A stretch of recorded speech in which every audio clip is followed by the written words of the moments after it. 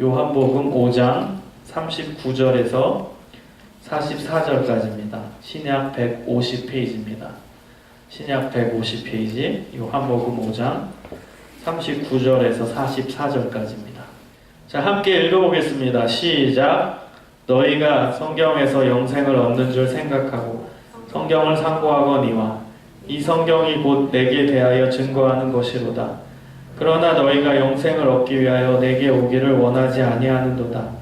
나는 사람에게 취하지 아니하노라. 다만 하나님을 사랑하는 것이 너희 속에 없음을 알았노라. 나는 내 아버지의 이름으로 왔음에 너희가 영접치 아니하나.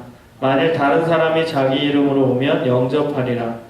너희가 서로 영광을 취하고 유일하신 하나님께로부터 오는 영광을 구하지 아니하니 어찌 나를 믿을 수 있느냐. 아멘.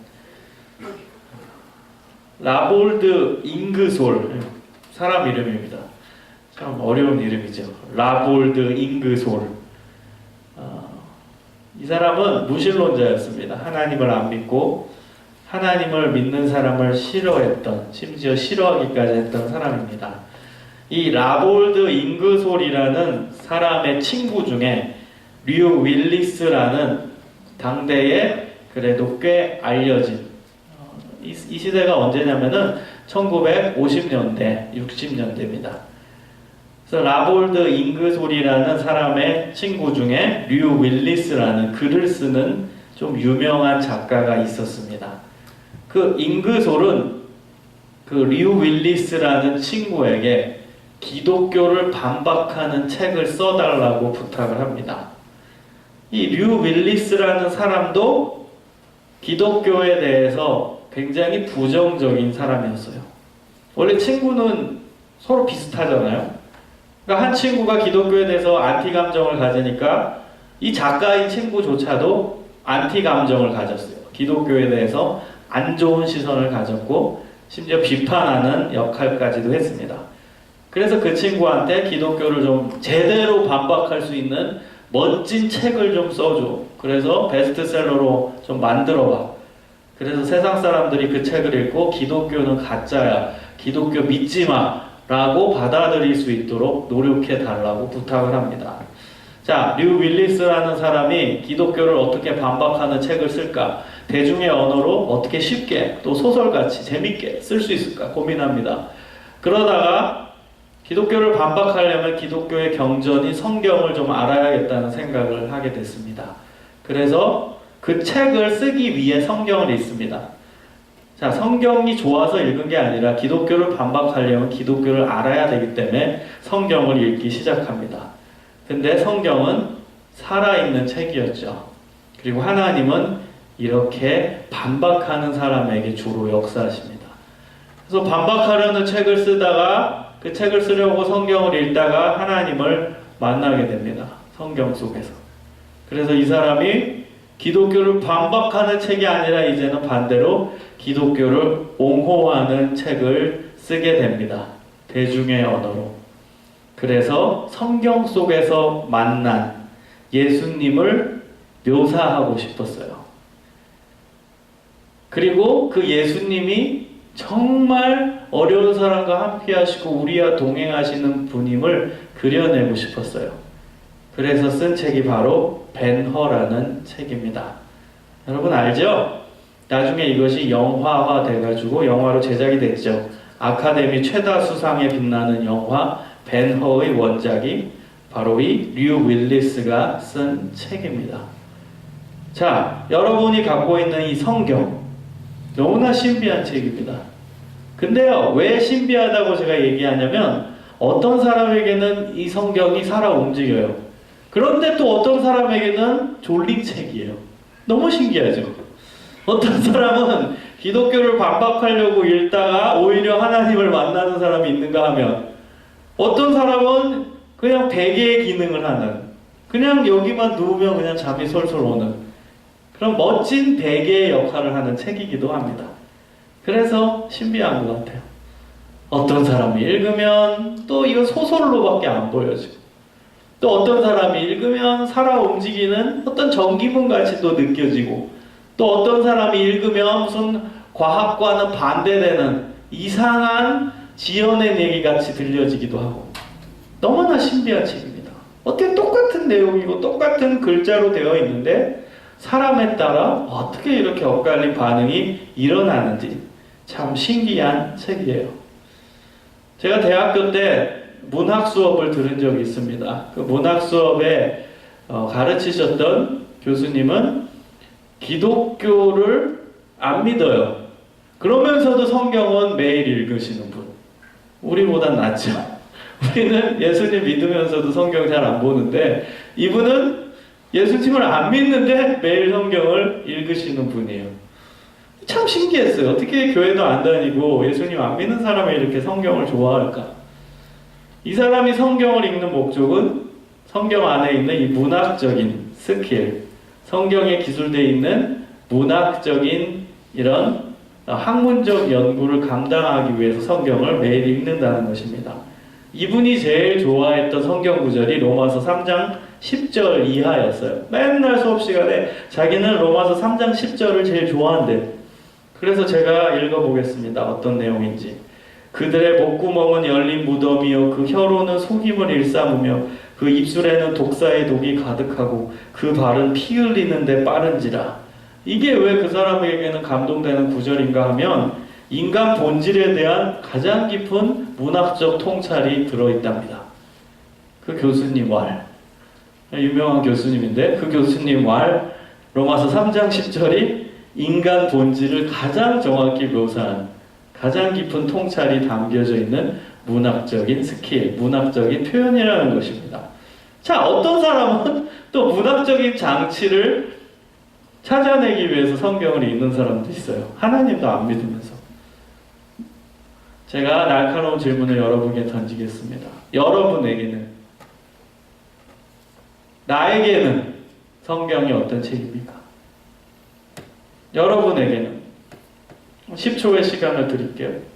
진지하게 한번 생각해 보세요. 나에게는 어떤 사람은 문학책으로 보고 어떤 사람은 연구의 과제로 보고 어떤 사람은 소설로 보고 어떤 사람은 그냥 심심해서 보고 어떤 사람은 그냥 자장가로 보고 그럼 정작 여러분에게 성경은 어떤 의미를 가지고 있냐는 거예요. 우리는 예수님 믿는다고 얘기하고 성경을 기독교 신앙의 유일한 경전으로 받아들이는데 그럼 우리가 느끼는 성경은 어떻습니까? 우리는 성경을 어떤 책이라고 느끼고 있냐는 것입니다. 자, 여러분 성경을 제대로 읽는 사람과 그렇지 못한 사람의 차이를 알려드릴게요. 성경을 제대로 읽는 사람은 특징이 첫 번째, 성경을 읽으면 읽을수록 자신이 죄인임을 깨닫습니다. 고개가 숙여진다는 거예요. 그건 성경을 제대로 읽는 사람이에요. 구약을 읽든 신약을 읽든 이건 마찬가지예요. 그리고 두 번째, 성경을 읽으면 읽을수록 구약이건 신약이건 예수님을 찾습니다. 예수님을 발견합니다. 그럼 그 성경 읽는 습관은 좋은 습관이에요. 그러면 안 좋게 읽는 성경 읽기에 잘못된 자세는 뭐냐면 읽으면 읽을수록 나는 문제 없네? 성경에서 얘기하고 있는 게 나는 해당이 안 되네? 그러니까 다시 말하면 이거 하면은 뭐 벌 받는다 이런 구절들 있죠? 그걸 읽으면서 나는 아니네? 나는 성경 다 그런 대로 지키고 있네? 그런 우월감이 찾아듭니다. 여러분 찾아들 때 있어요? 여러분은 그거를 경험 못했다면 지금 잘 읽고 있든지 아예 안 읽고 있는 거예요. 안 읽고 있으면 이런 일이 일어나지도 않죠. 근데 읽고 있는데 우월감이 난 전혀 안 들어. 나는 오히려 내가 죄인임을 계속 깨달아요. 그럼 잘 읽고 있는 거예요. 근데 읽으면 읽을수록 굉장히 우월감이 더 들어요. 그러면 여러분 건 잘못 읽는 겁니다. 우월감은 두 가지 종류가 있어요. 첫 번째는 지금 방금 전에 얘기한 나는 성경의 그 내용들을 다 지키고 있네. 혹은 성경이 하지 말라는 거 난 안 하고 있네. 그래서 느끼는 우월감이 있어요. 나는 잘하고 있다는 우월감. 두 번째 우월감은 내가 성경의 내용을 알고 있다는 우월감이 듭니다. 읽으면 읽을수록 이건 나 알고 있는 내용이야. 저 내용 나 이미 알아. 나 성경의 저 지식들 다 알고 있어. 그 지식의 충만함으로 인한 우월감이 있어요. 그건 성경을 잘못 읽고 있는 것입니다. 여러분, 성경을 읽고 또 읽으면 우월감은 절대로 들을 수가 없습니다. 그래서 두 번째, 성경은 신비한 책이라는 의미예요. 첫 번째, 신비하다는 것은 사람마다 다 다른 느낌이 든다는 그 신비성이고, 두 번째 신비성은 성경을 읽으면 읽을수록 점점 겸손해지고 나는 더 모른다라는 인간 본연의 겸손함이 나온다는 거예요. 그래서 그게 신비해요. 보통 다른 무슨 전공책이나 심지어 그냥 소설책만 와도 여러분 한 10번 읽어보세요. 그러면 지겹지요? 그 다음에 그 내용 전부 알죠? 전공책 여러분 10번, 한 권을 10번 읽어보세요. 다 알게 돼요. 그러면 또 읽을 때, 아, 이거? 그 내용 다 알고 있어. 그러면은요, 우리는 자동적으로 우월감이 들어요. 아, 난 이 내용 이미 알고 있어. 근데 성경은요, 읽으면 읽고 10독, 20독, 30독, 100독, 1000독을 해도 읽으면 읽을수록 내가 고개가 숙여져요. 겸손해져요. 그게 신비예요. 그게 성경의 신비성이에요. 두 번째 신비성. 너무나 신기해요. 읽으면 읽을수록. 새롭고. 자, 그래서 여러분 성경을 잘 읽는 사람이 되었으면 좋겠어요. 성경을 통해서 내가 죄인임을 매일매일 깨닫고 읽으면 읽을수록 점점 깨달아서 겸손의 자리로 나아가고, 그리고 그 성경 속에서 예수님을 만나는 그런 놀라운 역사가 있기를 소망합니다. 자, 오늘 본문을 보면은 예수님께서는 성경이 어떤 책인지 알려주세요.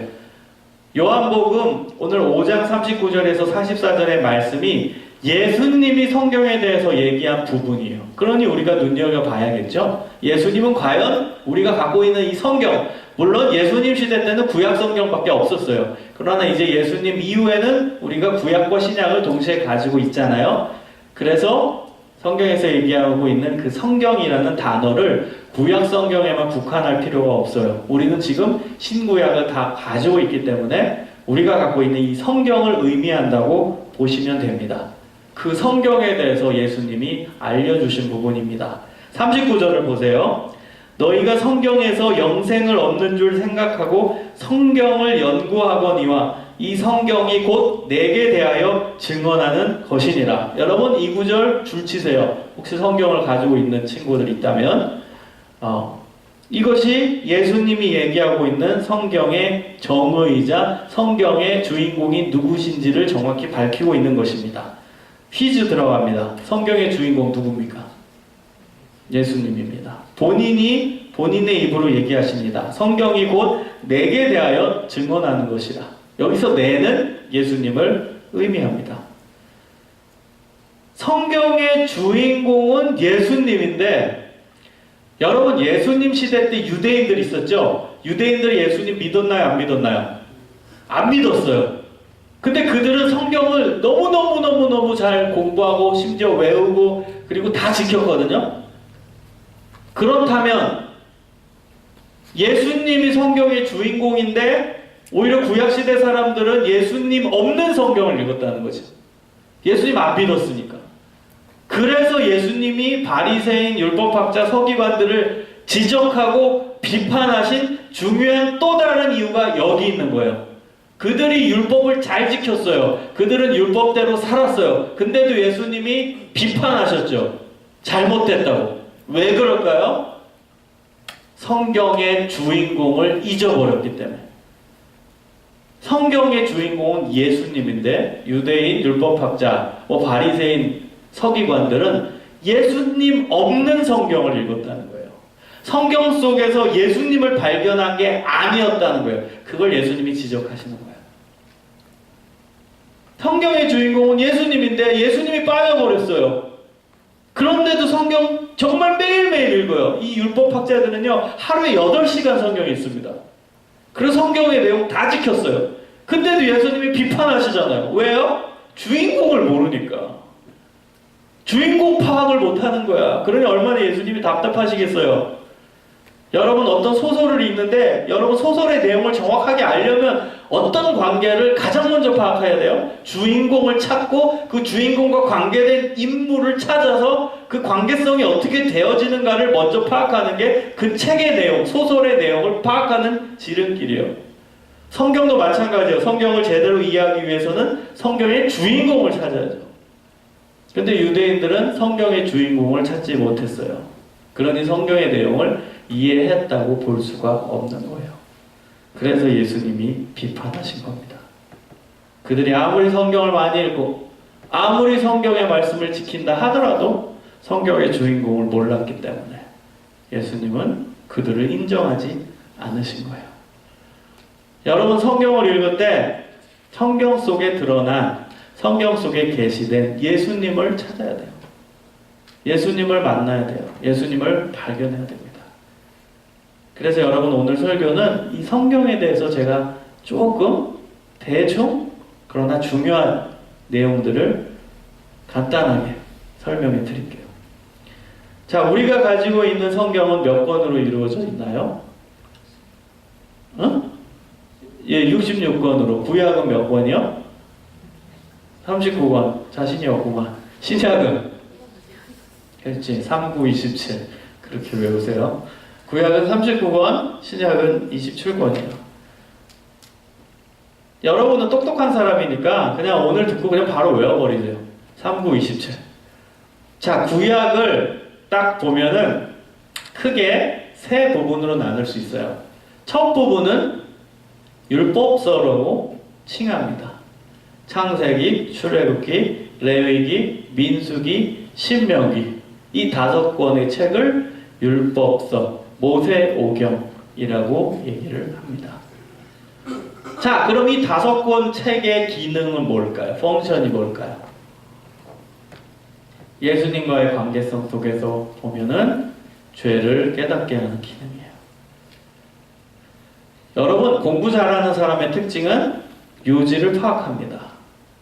창세기, 출애굽기, 레위기, 민수기, 신명기를 읽을 때 여러분이 항상 잊지 말아야 하는 요지는 뭐예요?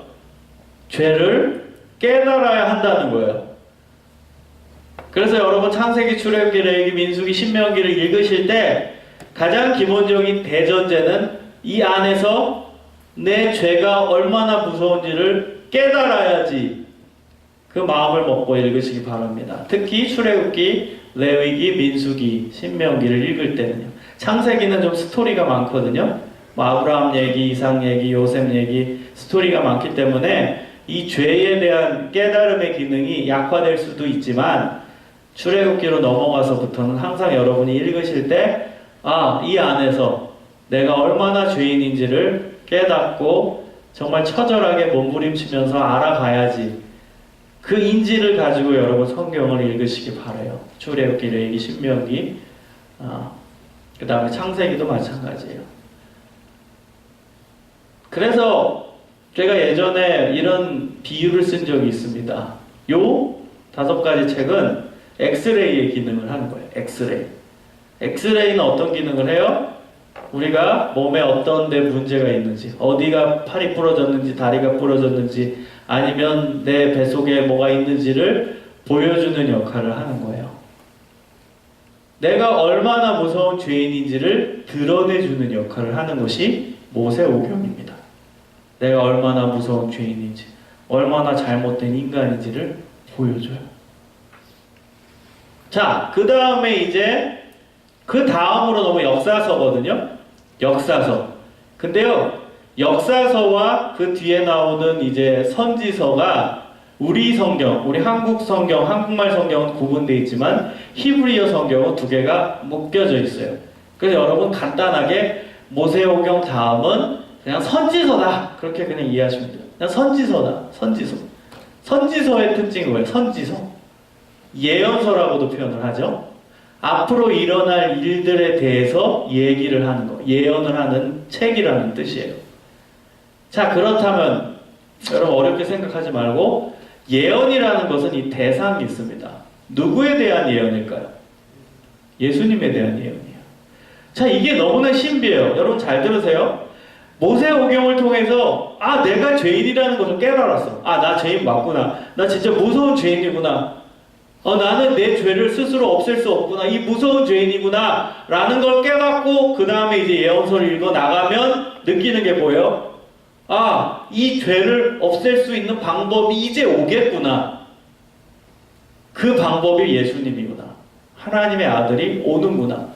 그것을 계속 이사야 선지자, 예레미야 선지자, 에스겔 선지자, 다니엘, 호세아, 요엘, 아모스, 오바다, 요나미가, 나훔, 하박국, 스바냐, 학개스가랴, 말라기 선지자가 예언하는 거예요. 예수님 오신다. 예수님이 뭐 하세요? 죄를 없앤다는 거예요. 여러분, 성경은 아주 명료하면서도 통일성이 있어요. 죄를 깨달았으면 죄가 없어져야 되잖아. 근데 죄를 없앨 수 있는 방법이 인간에게는 없어. 그러니까 예언자들이 와서 그 죄를 없앨 수 있는 능력이 있는 분이 오실 거야, 오실 거야, 오실 거야 라고 계속 예언을 하는 거예요. 그게 예언서예요. 여러분, 어렵게 생각할 필요가 없다는 거예요. 자, 그 다음 이제 신약으로 넘어와요. 신약에 드디어 누가 오셨어요? 예수님 오셨죠. 예수님 오신 얘기가 어디예요? 마태, 마가, 누가, 요한복음이잖아요. 이제 예수님이 오셔서 우리 인류 구원을 해주시는 내용이 담겨져 있어요. 그 다음 사도행전. 사도행전은 이제 예수님이 부활하시고 그 다음 하늘에 오르셔서 이제 땅에는 제자들만 남았잖아요. 그 제자들이 전 세계에 흩어져서 교회를 세우고 예수님을 전파하는 내용이에요. 그 다음에 나오는 것은 이제 바울 서신, 대부분이 바울이 쓴 책이고 바울이 쓴 편지거든요.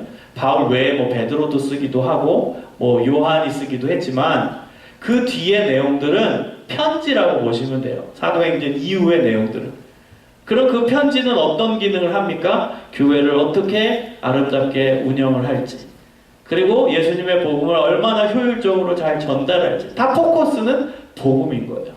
예수님이 이 세상에 구원자로 오셔서 우리의 죄를 용서해 주셨다라는 복음, 그것을 전달하는 역할이 또 편지의 기능이었어요.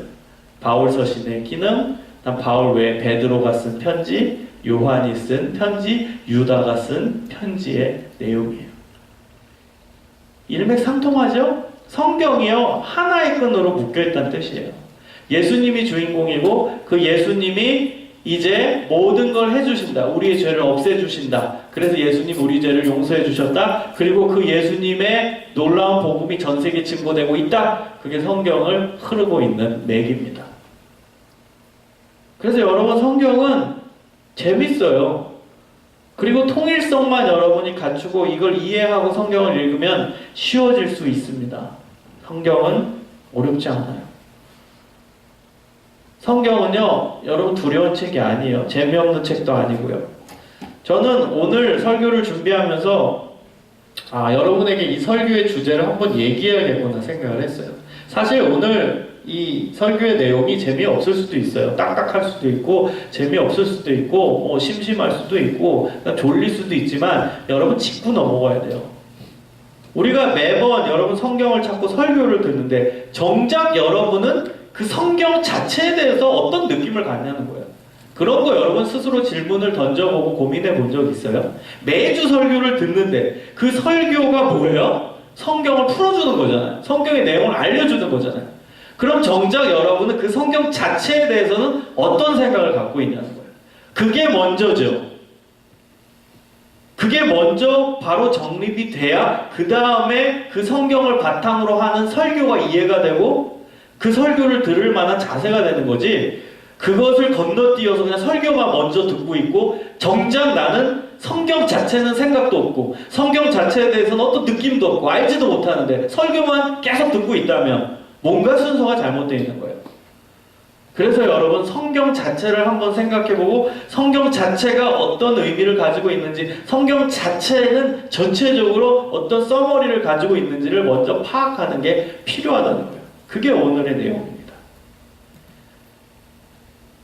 자, 예수님은요, 성경을, 그리고 구약 성경을 없애기 위해 오신 분이 아니에요. 그분은 성경을 완전하기 위해서 오셨어요. 그래서 마태복음 5장 17절에 보면 예수님은 이렇게 말씀하십니다. 율법이나 선지자를 폐하러 온 줄로 생각하지 말라. 폐하러 온 것이 아니요 완전하게 하려 함이라. 예수님이 성경을 완전하게 하신 분이에요. 이 구절 여러분 꼭 체크하세요. 마태복음 5장 17절입니다. 한번 찾아보세요. 같이 한번 읽어봅시다. 이거 너무나 중요하기 때문에. 마태복음 5장 17절.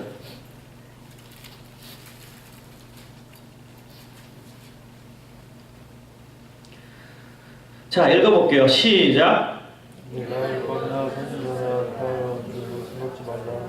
폐하러 온 것이 아니요 완전케 하려 함이로라. 네, 여러분 지금 공부했습니다. 여기서 율법이나 선지자 무엇을 의미하죠? 구약성경. 제가 설명했잖아요. 구약성경은 모세오경, 율법서로 돼 있고 그 다음부터는 예언서, 선지서로. 그래서 율법이나 선지자는 여기서 구약성경을 얘기합니다. 예수님이 말씀하시는 거예요. 내가 구약성경을 없애려고 온 게 아니라 구약성경을 완전하게 성취하려고 왔다는 거예요. 왜? 구약은 죄가 있으니까 죄가 없어져야 되는데 그 죄를 없애는 역할을 하실 분이 온다. 그 내용이 구약이거든요. 그러니까 이제 예수님이 왔잖아. 그러니까 완전해진 거지. 그 얘기를 하는 거예요. 구약은 다 나를 얘기하고 있다는 거예요. 죄를 없앨 분이 오시는데 그분이 오실 거다 하는 내가 짠하고 왔다는 거예요. 그러니 완전해진 거죠. 구약성경을 완벽하게 성취시키고 이루어지신 거예요.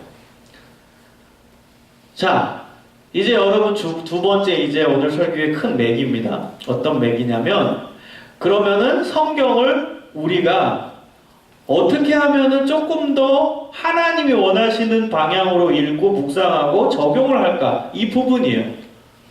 그럼 이 부분을 조금 살펴보기 위해서는 유대인이 성경을 읽는 것과 비교를 할 줄 알아야 돼요. 왜요? 예수님은 유대인이 성경을 읽는 거에 대해서 비판하셨거든요. 성경은 아주 잘 읽고 있고 성경은 잘 지키고 있는데 예수님이 비판하셨잖아요.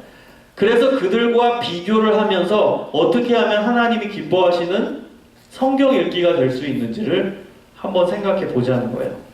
자, 44절을 보세요. 오늘 본문 44절입니다. 너희가 서로 영광을 취하고 유일하신 하나님께로부터 오는 영광은 구하지 아니하니 어찌 나를 믿을 수 있느냐. 자, 이거 누구에게 얘기하신 거죠? 유대인들에게.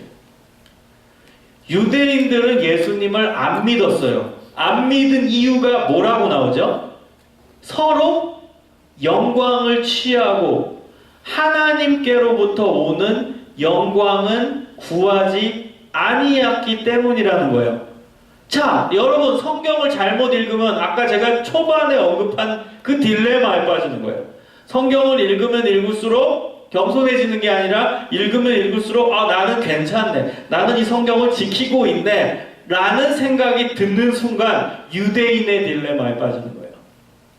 유대인들과 똑같은 사고에 빠질 수밖에 없는 거예요. 자, 유대인들은요, 성경을 지킬 때 어떻게 한 줄 아세요? 사람들 보는 앞에서 지켰어요. 예를 들면, 어려운 사람을 도울 때, 몰래 해야 되잖아요. 그래서 예수님이 뭐라고 말씀하시죠? 왼손이 하는 일을 오른손이 모르게 하라. 이거 왜 말씀하셨을까요? 유대인들은 반대로 하고 있었기 때문에. 유대인들은 사람들 다 불러놓고 나 봐, 내가 얘 100만 원 도와준다. 자 봐, 너네가 증인이야. 나 이거 도와준다. 나 성경 말씀 지켰다. 너네가 증인이야. 이랬어요. 이러고 지켰어요. 금식할 때, 금식 기도를 할 때, 자, 너네 여기 한 몇 명 많이 모여있지? 나 오늘부터 40일 금식할 거야. 잘 봐. 그리고 40일 금식했어요. 그럼 여러분 증인이 되는 거야. 이렇게 지켰어요. 하나님 말씀. 11조. 우리 11조 할 때 우리 교회는 이름도 안 쓰고 그냥 봉투에 내잖아요. 좋은 거예요. 근데 내가 사람들한테 11조 김성중하고 여러분 다 보여줘요. 나 봐봐. 나 다 11조 낸다. 다 봤지? 하고 딱 내는 거예요. 성경의 말씀을 이렇게 지켰어요. 유대인들은. 다른 사람들이 나 보라는 거예요. 자, 그거에 대해서 예수님이 뭐라고 얘기했어요? 너네는 서로 너네의 영광만 취하는구나. 말씀 가지고. 하나님이 주시는 영광은 기대도 안 하는구나. 그렇게 비판하신 거예요. 여러분, 무서운 겁니다. 우리가 신앙생활을 할 때 유대인들과 같이 되어버리면 예수님을 믿을 수가 없게 됩니다. 예수님을 따를 수 없게 돼요. 그게 말씀이잖아요. 44절의 말씀. 서로 영광을 취하니까 하나님으로부터 영광은 생각지도 못해요. 그러니까 예수님을 믿을 수 없어요. 이게 유대인만 해당한다고 생각하십니까? 우리도 해당돼요. 여러분, 우리도 서로 영광을 취할 때가 있어요. 우리가 뭐 좋은 일을 할 때, 은근히 저 사람이 나 좀 알아줬으면 좋겠고, 내가 좀 헌금 많이 하는 거, 좀 제가 좀 나 좀 봐줬으면 좋겠고, 내가 교회 이렇게 열심히 봉사하고 청소하는 거, 좀 지나가던 좀 어른들이 좀 많이 좀 봤으면 좋겠고, 그런 심리가 작용하잖아요. 그걸 여러분, 그거와 싸워야 돼요. 정말 싸워야 됩니다. 그거와 싸우지 않고 자꾸 그렇게 기대하게 사람의 영광, 예수님은 그런 표현을 쓰시죠? 영광, 그게 영광이에요. 다른 사람이 나한테 칭찬해주는 거, 그게 영광이에요. 사람으로부터 오는 영광. 그거를 서로 기대하고 서로 충족해지면 하나님으로부터 오는 기대와 하나님으로부터 오는 칭찬과 하나님으로부터 오는 영광은 생각하지 못하게 돼요. 그러면 예수님을 믿지 못한대요. 예수님을 제대로 따를 수 없게 되는 거예요. 자, 여러분, 이건 성경 읽기뿐만 아니라 성경의 말씀을 지키는 것뿐만 아니라 우리의 헌신도 마찬가지입니다. 여러분, 헌신은 하나님만 보시면 돼요. 잊지 마세요. 다른 사람 봐줘야 된다. 다른 사람이 나 인정해줘야 된다. 다른 사람이 나 좀 칭찬해줬으면 좋겠다. 그 기대 접으십시오. 하나님의 칭찬을 기대하세요. 정말이에요. 우리는 다 보상 심리가 있기 때문에 좀 내가 이렇게 열심히 했으면 좀 알아주길 원하죠. 저도 그래요.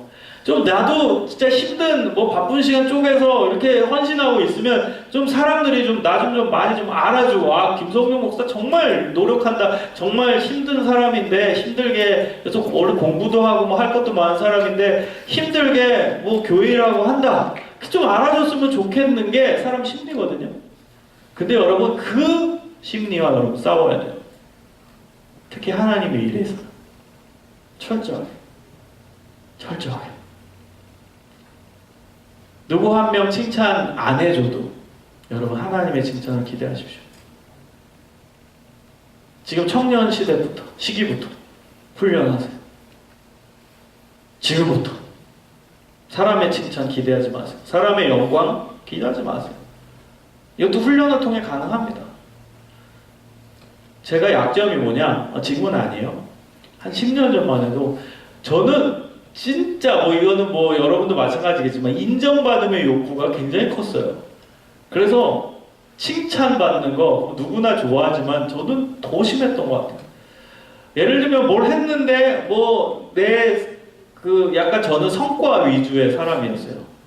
그래서 실적 위주. 하면은 이렇게 실적을 눈에 보이는 가시적인 그런 게 보여지는 거, 그런 걸 많이 추구합니다.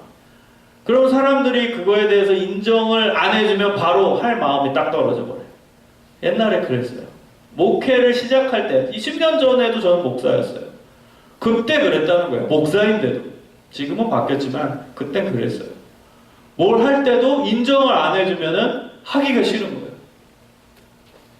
군목 때까지 그랬던 것 같아요. 제가 군목을 이제 마친 지 이제 시작하고 한 7년이 됐는데 그때도 예를 들면은 다 경쟁으로 하는 거예요. 군대는 예를 들면 종교인 조사라는 게 있거든요. 1년에 한 번 조사를 하는 거예요. 불교, 천주교, 기독교, 퍼센테이지가 얼마나 되는지 그걸 조사를 하는 거예요. 그러면은 그냥 열심히 하면 되잖아요. 근데 나는 그걸 완전히 무슨 실적 그걸로 가는 거야. 내가 우리나라 전 부대에서 1위를 기록해야지. 그러면서 사람들이 나를 인정하게 만들어야지. 우리 부대의 기독교 신자 비율을 한 90% 이상으로 만들어야지. 그런 실적 위주, 쪽수 위주, 눈에 보이는 가시적인 이런 거 목숨 걸었던 것 같아요. 인정받고 싶은 욕구잖아요. 인정받고 싶은 욕구. 딱 봤을 때 수치적 결과가 와, 김성종 목사가 심호하는 교회가 대단하네. 와, 여기는 기독교의 비율이 이렇게 높네. 다 인정받음에 대한 욕구. 그게 내가 정말 강했습니다. 여러분, 근데 그거 엄청나게 문제 있는 거예요. 그렇게 사람의 인정만 기대하면 하나님은 나 인정 안 하세요. 성경이 분명히 얘기하십니다. 너희가 사람의 영광을 구하느냐? 하나님의 영광을 기대하지 말라. 두 가지가 같이 오면 얼마나 좋겠습니까? 사람도 날 칭찬하고 나에게 영광을 주고 하나님도 나를 칭찬하고 하나님도 나에게 영광을 주면 얼마나 좋겠습니까? 물론 현상적으로 두 가지가 동시에 올 수 있어요. 그런데 내 마음의 자세는 하나만 선택해야 돼요. 내 마음의 자세는. 두 가지가 다 올 수 있죠. 현상적으로. 다른 사람이 날 칭찬하고 하나님도 잘했다 칭찬할 수도 있죠. 없는 게 아니에요. 두 동시에 오면 최고로 좋죠. 근데 중요한 건 이제 내 마음의 자세라니까요. 자세는 사람의 영광을 취하지 말고 하나님의 영광만 취해야 된다는 거예요. 한 가지만. 그게 의미가 있고 그게 헌신이에요. 하나만 취해요. 하나만. 성경을 읽을 때도 성경을 지킬 때도 다른 사람의 나 좀 인정해줬으면 나를 좀 봐줬으면 그 이제 기대하지 마십시오. 오히려 여러분 아무도 없을 때 더 하나님 말씀 지키십시오. 정직이라는 것은 사람이 있을 때 드러내는 게 아니에요. 정직은 아무도 안 볼 때 그때 지키는 게 정직이에요.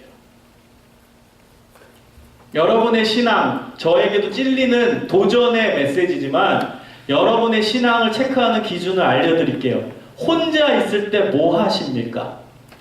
그게 여러분의 진짜 신앙의 모습이에요. 혼자 있을 때, 아무도 안 볼 때, 아무도 안 볼 때 여러분의 신앙은 그게 진짜 신앙입니다. 남이 볼 때 그때 발휘되는 신앙이 아니라 아무도 없을 때. 예를 들어 볼게요. 여러분 교회 아무도 없어요. 나 혼자예요. 그때 여러분 철저하게 하나님만 바라보며 기도할 수 있어요? 정말 꾸준하게 1시간이건 2시간이건. 여기 아무도 없어요. 근데 막 휴지가 여기 곳곳에 떨어져 있어요. 근데 여러분 청소기 갖고 와서 다 청소하실 수 있어요? 아무도 없을 때. 그때가 여러분의 신앙이에요. 그게 신앙의 모습이에요. 어떤 모습인지. 아무도 없을 때. 여러분 말씀을 지킬 때 항상 그 자세를 유지하세요. 하나님은 나를 보고 계시다. 난 하나님의 영광만 구하리라. 사람의 영광을 취하지 않겠다. 구제를 할 때도 온 동네방네 떠벌리지 않고 하나님만 하시게 은밀하게 하겠다.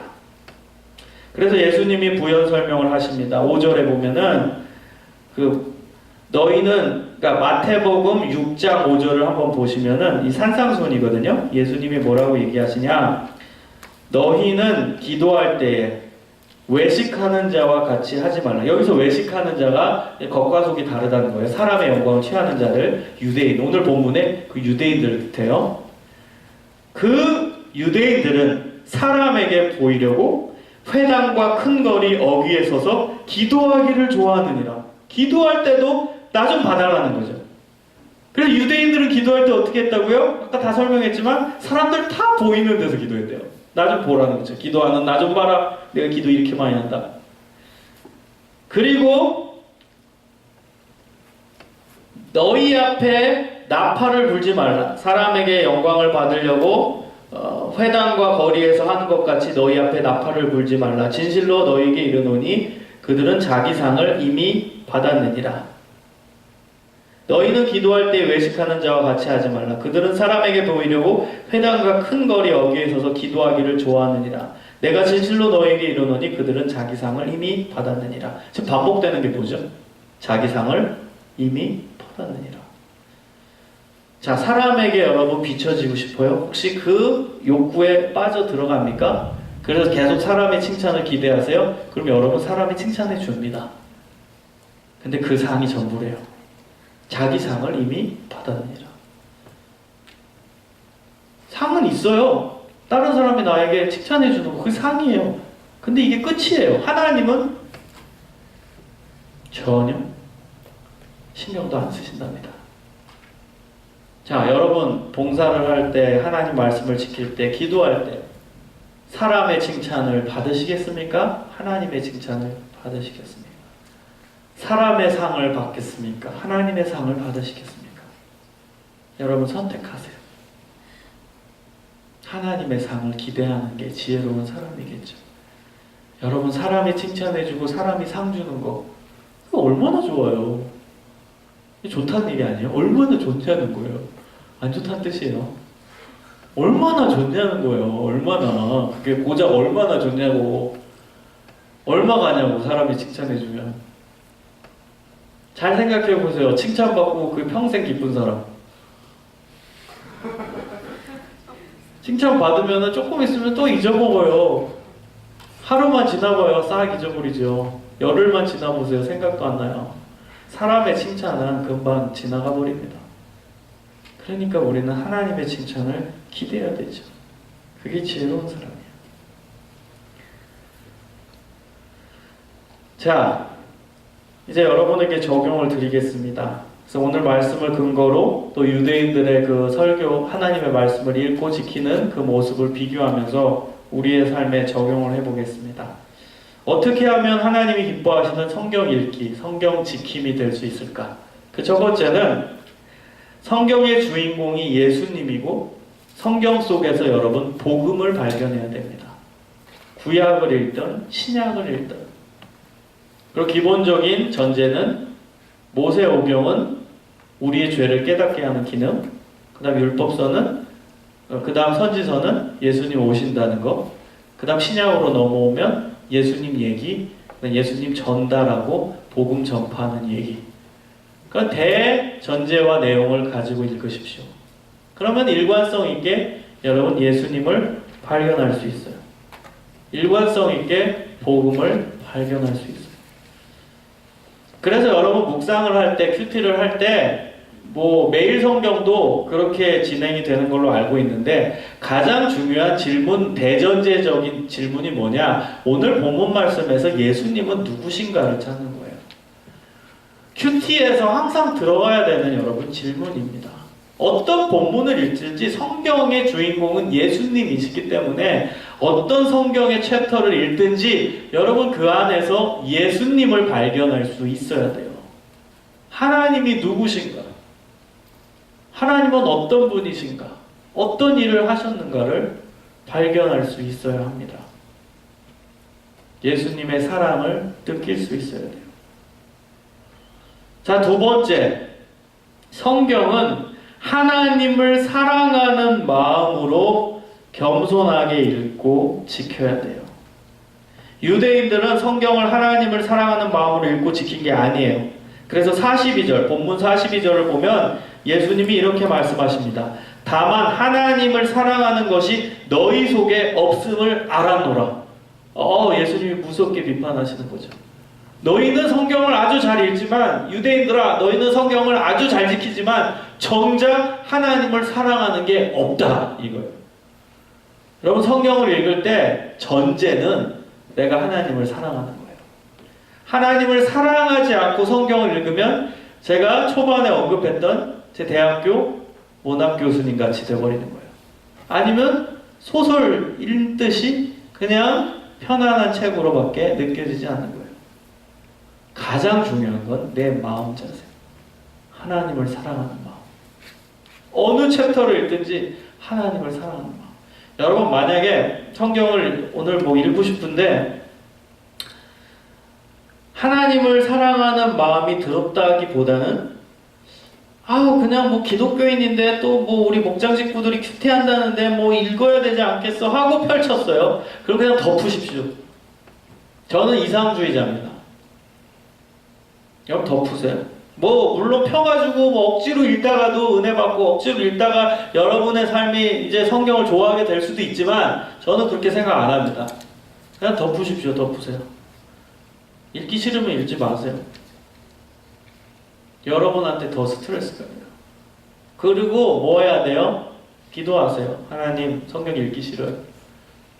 성경을 좋아하는 마음을 주시고 그 우선에서 하나님을 사랑하는 마음을 주세요. 그럼 성경을 읽고 싶어져요. 여러분 마음을 먼저 바꾸라는 거예요. 여러분의 신앙 행위가 왜 이렇게 억지로 되는 줄 아세요? 하나님을 사랑하는 마음이 부족해서기 때문이에요. 그게 답변입니다. 교회를 잘 하다가도 어느 순간 막 상처가 되고 막 누가 지나가다 한마디 하면 그게 내 가슴에 꽂혀가지고 내가 교회를 하는데 이런 소리를 들어야 돼? 내가 다시는 하나보다 이런 마음이 들어요? 그럼 근원적인 문제는 뭔 줄 아세요? 그 인간이 나한테 던진 그 말일까요? 아니에요. 하나님을 사랑하는 마음이 줄어든 겁니다. 여러분이 하나님을 사랑하는 마음이 줄어든 거예요. 하나님을 사랑하는 마음을 회복하셔야 돼요. 그럼 모든 게 회복됩니다. 모든 게. 하나님을 사랑하는 마음이 회복되면 성경도 자동으로 읽게 됩니다. 기도도 자동으로 하게 돼요. 봉사도 자동으로 하게 돼요. 봉사하다가 어떤 인간이 지나가다가 나한테 쓴소리를 해도 괜찮아집니다. 나 하나님 보고 하지. 저 인간 말 때문에 내가 하냐? 저 사람이 뭔 소리 한다고 내가 거기에 영향받냐? 난 하나님 사랑해서 하는 건데 아무렇지도 않게 돼요. 그냥 넘겨버립니다. 그래서 여러분 하나님을 사랑하는 마음이 가장 중요합니다. 가장 중요해요. 교회 봉사를 할 때도 성경을 읽을 때도 기도를 할 때도 그게 전제가 돼요. 진짜 하나님을 사랑하는 마음. 유대인들은 하나님을 사랑하는 마음이 없었어요. 그러니까 이 사람들은 억지로 하는 거예요. 그러면서도 교만은 싹트거든요. 억지로 함 가운데 그 사이에 교만이 꽃을 펴요. 참 신기하죠? 억지로 하는데 일단 하긴 하거든요. 하긴 하니까 이미 나는 알고 있다는 거예요. 나는 이미 하고 있다는 거예요. 그래서 그 틈바구니 속에서 교만이 딱 싹을 트는 거예요. 천둥이 치는 것처럼. 딱 쳐가지고 막 내 마음을 깨버리는 거예요. 자, 그래서 그 교만이 억지로 함과 교만이 붙어가지고 다른 사람에게는 뭐로 작용이 되는 줄 알아요? 정죄로 나가는 거예요. 나는 안다. 나는 했다. 나는 이미 했다. 너 그거 못하지? 너 거짓말하지? 너 하나님 말씀 안 지키지? 기도도 뭐 일주일에 한 번도 안 하지? 성경을 읽어본 적이 없지? 나는 읽었다. 매일 한 장씩 읽는다. 나 매일 기도도 한다. 너 못하지? 정죄하게 됩니다. 자기도 억지로 했는데. 억지로 함 가운데 교만이 튀어나와서 그게 딱 달라붙어요. 그럼 다른 사람에 향해서는 정죄의 반응으로 나가는 거예요. 그래서 여러분 인생을 살다가 이 안에는 없어요. 근데 여러분 이제 졸업하고 딴 교회 가고 다른 데 갈 때 이런 인간이 나타날 수 있어요. 막 정죄하는. 야, 너 그거 못하냐? 야, 난 이거 한다. 그럼 여러분 이제부터는 오늘 설교를 듣고 그렇게 생각하세요. 저 인간은 억지로 함에 교만이 딱 달라붙은 인간이구나. 불쌍하다. 그렇게 그냥 넘겨버리세요. 교만이 그냥 달라붙은 거예요. 그렇다고 여러분 스스로 또 합리하고 그래 난 성경 안 읽어도 돼. 근데 나 기도 이제 안 해야지. 야, 기도할 마음이 전혀 안 드네. 편하게 안 해야지. 그러면 곤란해요. 그때는 여러분 그 기도를 하려니까 하나님 사랑하는 마음을 주세요. 마음을 주세요. 그러면은 성경을 읽고 싶어져요. 기도하고 싶어져요. 진짜 여러분 하나님 사랑해보세요. 뜨겁게 사랑해보세요. 자, 마지막입니다. 사람의 칭찬이 아닌 하나님의 칭찬과 인정을 받기 위한 열망으로 성경을 읽고 지키십시오. 하나님의 칭찬, 하나님의 인정. 우리가 계속 바라본 거예요. 하나님의 인정을 기대하는 성경 읽기와 성경 묵상과 성경의 지킴. 하나님 말씀을 지켜나가는 삶. 하나님이 날 인정해 주셔야 돼요. 그 삶이 아름다운 삶입니다. 그 삶이 하나님이 기뻐하시는 삶입니다. 여러분, 진짜로 제가 목사로서가 아니라 여러분의 인생 선배로서 얘기해주고 싶어요. 저도 사람의 인정과 기대를 많이 추구했다고 말씀드렸잖아요. 아무것도 아니에요. 목사가 돼서도 그 인정과 기대의 딜레마에 전 몇 년간 빠져 있었어요. 목사 되기 전에는 심했고요. 아예 신학교 가기 전에는 말도 못했고요. 사람 앞에 높임을 받고 싶었고 사람의 인정을 너무너무너무 요구했어요. 저의 삶 가운데. 그리고 그것이 나의 삶에 만족을 주는 줄 착각하고. 그게 좀 전문용어로 뭐예요? 명예라고 하죠. 명예욕. 다른 사람이 날 인정해 달라는 거예요. 그게 명예욕이에요. 명예. 나 좀 높여줘서 딴 사람이 나 좀 우러러 보라는 거예요. 그게 명예욕입니다. 여러분, 명예욕 무서운 겁니다. 그리고 이것은 하나님이 너무너무 싫어하셔요. 사람이 나를 인정해주고 세워주면 뭐합니까? 하나님이 나를 인정 안 하는데. 우리는요, 영원한 세계를 바라보는 사람이에요. 잊지 마세요. 영원한 세계를 바라본다면 영원한 세계의 주인 되시는 하나님이 나를 칭찬해 주셔야죠. 그 기대를 갖고 살아야지.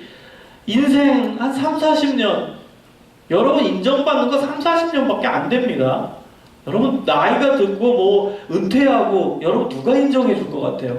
여러분 고작 지금부터 사람의 인정, 뭐 명예, 높이 올라가는 거 고작 30년입니다. 많아봐요. 안 그렇습니까? 은퇴는요, 이 고령화 사회가 갈수록 더 짧아져요. 점점 줄어들어요. 옛날에 70세였다가 지금 65세, 그다음 공무원은 지금 64세, 또 62세로 또 넘어갑니다.